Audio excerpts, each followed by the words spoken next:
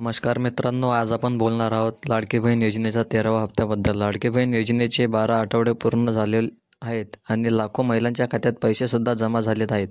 पण आता प्रश्न एकच की 13वा हप्ता कधी मिळणार? संपूर्ण माहिती या व्हिडिओमध्ये सांगतो. फक्त तुम्ही या व्हिडिओ शेवटपर्यंत नक्की पहा.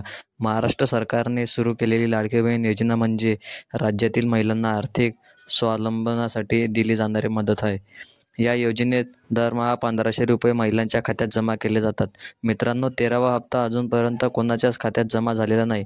मिळालेल्या माहितीप्रमाणे 5 ऑगस्ट ते 7 ऑगस्टच्या कालावधीत पुढचा हप्ता खात्यात येण्याची शक्यता आहे. काही जिल्ह्यांमध्ये DBT प्रक्रिया चालू असल्यामुळे थोडा उशीर होऊ शकतो आणि काही महिलांचे बँक खाते DBTसाठी अपडेट नसेल तर आधार लिंक नसेल तर थोडा उशीर होऊ शकतो. म्हणून जर तुमचे पैसे अजून आले नसतील तर घाबरू नका, 2-3 दिवसात येऊ शकतात.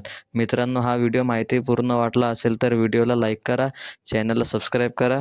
पुन्हा भेटू पुढच्या अपडेटमध्ये. जय महाराष्ट्र.